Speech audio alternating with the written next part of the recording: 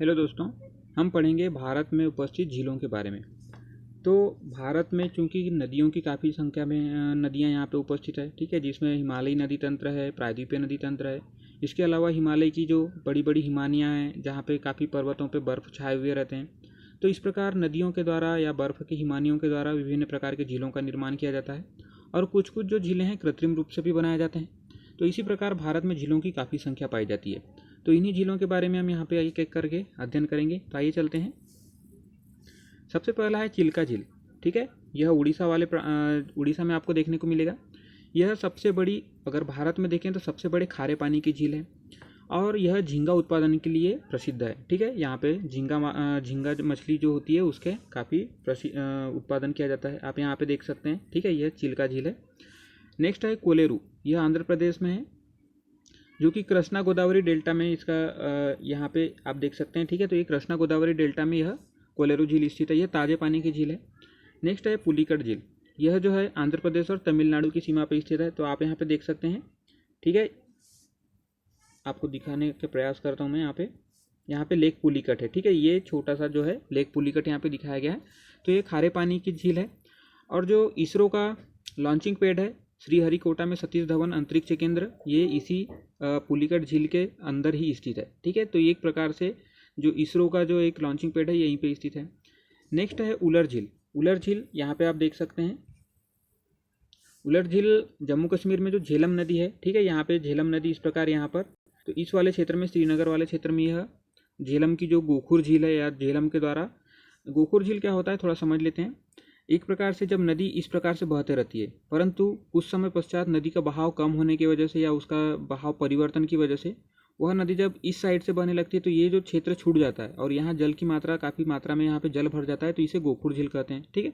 तो इस प्रकार से जो यह गोखुर झील है और ताजे पानी की झील है उलर झील। नेक्स्ट देखते हैं डल झील। डल झील भी जम्मू कश्मीर में ही स्थित है। आप यहाँ पे देख सकते हैं। यह हिमानी से निर्मित है, अर्थात बर्फ़, जो पहाड़ों के ऊपर बर्फ़ पाई जाती है, तो बर्फ़ के पिघलने से या विवर्तन क्रिया के परिणाम स्वरूप यहाँ बर्फ़ वाले क्षेत्र में एक प्रकार का गहरा गड्ढा बनने से तो यह हिमानी निर्मित झील है, ठीक है। तो इस प्रकार से यह भी ताजे जल की झील है। नेक्स्ट है सांभर झील, जो कि राजस्थान में स्थित है। आप यहाँ पे देख सकते हैं जयपुर जो है, जयपुर शहर यहाँ का राजस्थान का, तो जयपुर से 60 किलोमीटर यह इसके 60 किलोमीटर दूरी पे स्थित है और महत्वपूर्ण है कि यह खारे पानी की झील है, ठीक है। यहाँ नमक का उत्पादन भी किया जाता है, जो कि भारत का नमक उत्पादन, कुल नमक उत्पादन का 60% यहीं पे जो है सांभर झील से उत्पादित किया जाता है। नेक्स्ट झील है लोकताक झील। लोकताक झील यह आपको देखने को मिलेगा मणिपुर में, ठीक है। मणिपुर में लोकताक झील उपस्थित है। तो यह जल विद्युत केंद्र भी है और ताजे पानी की झील है, ठीक है। इसी के अंदर तैरता हुआ जो राष्ट्रीय पार्क है, जिसे केबुल लामजाओ राष्ट्रीय पार्क कहते हैं, तो यह लोकताक झील के अंदर ही स्थित है या एक हिसाब से लोकताक झील के बीच में स्थित है, ठीक है। ढेबर झील यह राजस्थान में स्थित है। आप यहाँ पे देख सकते हैं राजस्थान, ठीक है। तो यह ढेबर झील है, यह उदयपुर में स्थित है, राजस्थान के उदयपुर। आप यहाँ पे उदयपुर देख सकते हैं। तो यह खारे पानी की झील है और कृत्रिम है, अर्थात मानव निर्मित झील है, जिसे 17वीं सदी में उदयपुर के राजा के द्वारा बनवाया गया था। नेक्स्ट है वेम्बनाथ झील। वेम्बनाथ झील केरल में है। यहाँ पे आप देख सकते हैं वेम्बनाथ लेक, ठीक है। तो यह केरल में स्थित है। और लेगुन झील है। लेगुन झील क्या होती है, आप यहाँ थोड़ा समझिए। जब भूमि का कोई क्षेत्र इस प्रकार से यहाँ पे अर्धविकसित रहता है या उसमें पानी के आने जाने के लिए कोई रास्ता रहता है और इस रास्ते के द्वारा जब समुद्र का जल उस एक क्षेत्र में आ जाता है और उस क्षेत्र में आने के पश्चात उसी क्षेत्र में जब रह जाता है, तो इस प्रकार की जो संरचना होती है, इस प्रकार से जो झील का निर्माण होता है, उसे लैगून झील कहते हैं, ठीक है। और केरल में लैगून झीलों को कयाल कहा जाता है, ठीक है। ये जो लैगून झीलें हैं आपको विभिन्न तटीय क्षेत्रों में देखने को मिलेगा, लेकिन अगर स्पेशली केरल में देखें तो इसे कयाल कहा जाता है। और चूंकि समुद्र का पानी रहता है इसलिए यह खारा है, ठीक है। तो यह वेम्बनाथ जो झील है वह खारे झील है। नेक्स्ट है लोनार। यह महाराष्ट्र में बुल्ढाना जिला में स्थित है, ठीक है। ये जो झील है महाराष्ट्र में, ठीक है, बुल्ढाना में है। बुल्ढाना आपको यहाँ पे देखने को मिलेगा जलगांव के जस्ट दक्षिण में।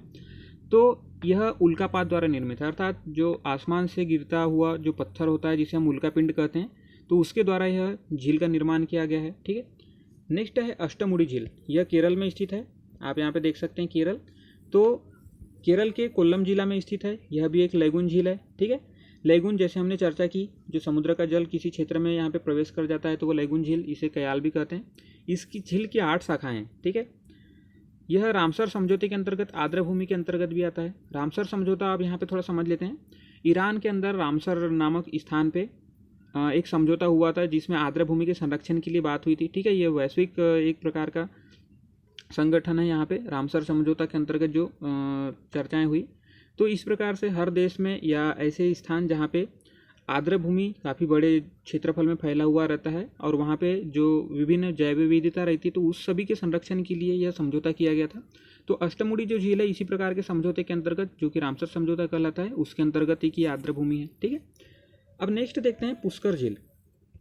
पुष्कर झील आपको राजस्थान में देखने को मिलेगा, जो कि लूनी नदी की छाड़न झील है, ठीक है। लूनी नदी यहाँ की महत्वपूर्ण नदी है जो कि अरावली पर्वत से निकलती है और राजस्थान की सबसे लंबी नदी भी है।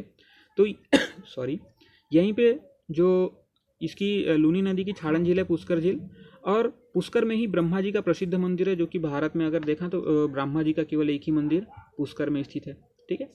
नेक्स्ट है नल सरोवर। नल सरोवर यह भी गुजरात में स्थित है और गुजरात के अंतर्गत तो भारत का 26वां आर्द्रभूमि क्षेत्र है। जैसे हमने चर्चा की रामसर समझौते के आर्द्रभूमि की, तो यह भी आर्द्रभूमि के अंतर्गत आता है, ठीक है, जो कि 26वां नंबर का है और इसे 2012 में आर्द्रभूमि का दर्जा दिया गया था। और नल सरोवर जो है ताज़ा पानी का झील है, ठीक है, तो ये ध्यान रखिएगा। नेक्स्ट देखते हैं राजसमंद। ये भी राजस्थान में स्थित है, ठीक है। राजस्थान में उदयपुर में ही स्थित है। यह मीठा जल का झील है और यहाँ पे जो द्वीप है राजसमंद, जो मान लीजिए इस प्रकार से एक प्रकार का ये लेक है, झील है, ठीक है।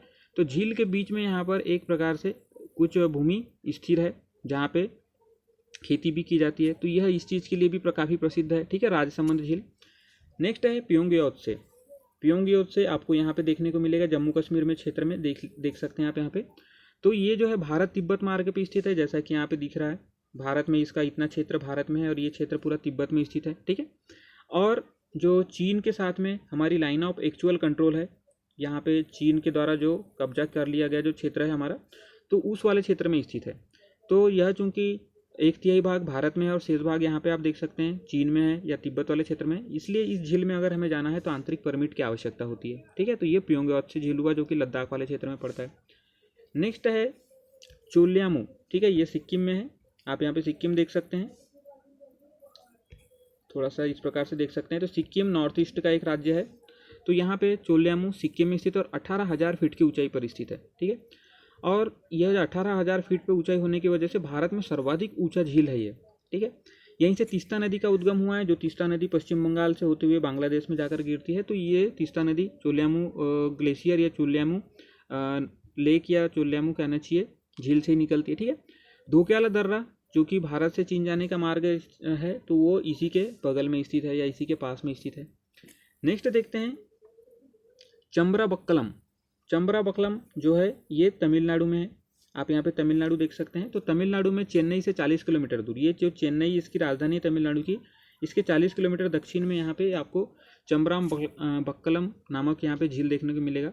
और जो अडियार नदी है, जो तमिलनाडु की अडियार नदी है, वो यहीं से इसका उद्गम हुआ है। नेक्स्ट है भोजताल। भोजताल जो कि मध्य प्रदेश में स्थित है, भोपाल में, ठीक है, मध्य प्रदेश की राजधानी भोपाल में स्थित है। और यह भी रामसर समझौते के अंतर्गत एक आर्द्रभूमि है और यह कृत्रिम है, अर्थात इसे किसी के द्वारा बनवाया गया है, जो परमार वंश के राजा हुआ करते थे, ठीक है, उनके द्वारा बनाया गया, राजा भोज के द्वारा, ठीक है। नेक्स्ट है रेणुका नदी, रेणुका झील। ये आपको हिमाचल प्रदेश वाले क्षेत्र में देखने को मिलेगा। हिमाचल प्रदेश के सिरमौर जिले में स्थित है, ठीक है, ताज़ा पानी का झील है। इसके अंदर चिड़ियाघर व लाइन सफारी भी स्थित है, ठीक है। तो ये रही हमारी चर्चा भारत के विभिन्न झीलों के बारे में, जहाँ पे हमने एक एक करके अध्ययन किया। चिल्का झील, पुलिकट, चिल्का, कोलेरू, पुलिकट, उलर, डल झील, सांबर झील, लोकताक, ढेबर झील, वेम्बनाड, लोनार झील, अष्टमुड़ी, पुष्कर, नल सरोवर, राजसमंद, प्योंगयांत्से, चोल्यामू, चंबराबक्कलम, भोजताल और रेणुका। तो ठीक है दोस्तों, अगर आपको जानकारी पसंद आई है तो इसे शेयर कीजिए। धन्यवाद।